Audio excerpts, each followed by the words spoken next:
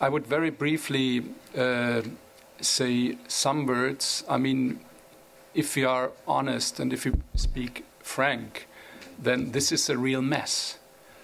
Remember that we announced to the citizens of Europe 4 years ago, nearly 5 years ago, we said the Lisbon Treaty will bring much more democracy. Citizens will have the possibility to raise issues, to have a say on their concerns, to make proposals and so on. So the European policy will be much more open, will be more in dialogue with the citizens. The ECI will be an instrument to have European-wide discourses amongst and with the citizens and all that. And now, in autumn 2012, it still doesn't work. I mean, what is this? And to be honest, I'm really angry about that. And I think this is not the way Europe should perform. If we promise something to the citizens, we should keep our promises. And I have little understanding.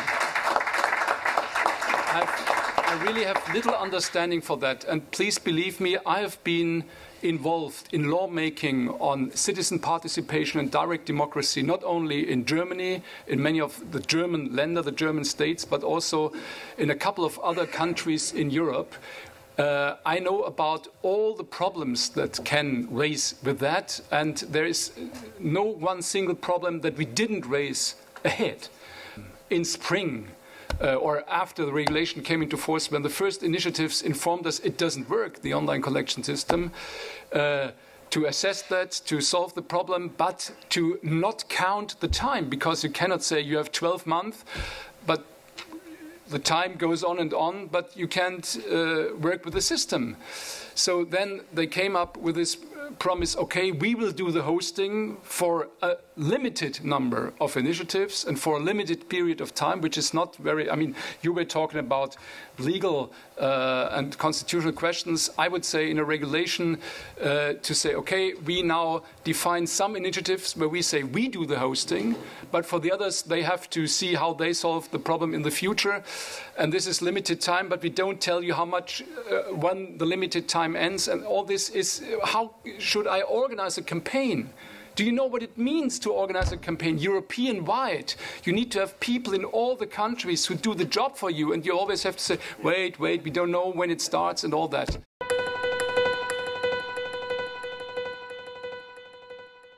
So, okay, to make it short, registration has to become more transparent, has to become plannable, and it has to become projectionable for the organizers. And one element what we think we necessarily should grow is the electronic identification. EU is preparing the regulation on the electronic identification, and when it gets cross-border, I think this EID might be a major improvement in automizing and getting easy access to the whole process, and also make it more easy for us to evaluate the whole thing, because many of the things which are there are automatically appropriately secure. And it was addressed today that you might even run without the software. If you had it fully EID and the signature based, that would theoretically even be a problem, would be a possibility. We could talk on that later on.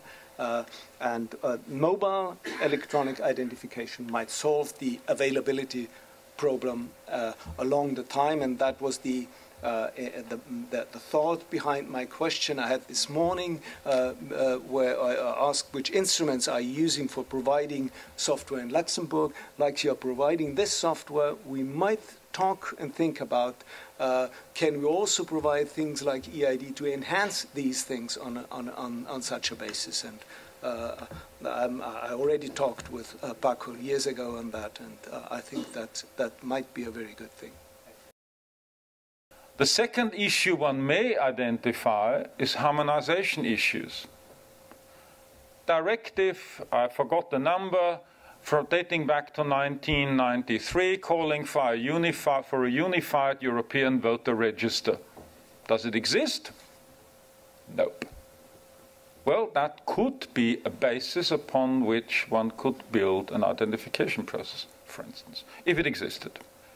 If the privatization of the collection process, and I mean on paper and online, was to be reverted, this would solve a lot of issues.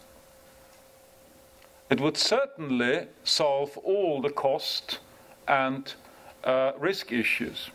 And the Citizens' Committee, which was originally intended maybe as a political decision-making body, and which by now has become an economic entity running a probably multi-million euro business with an unclear governance structure, unclear tax regulations, would then again become a political decision-making body if you revert this privatization.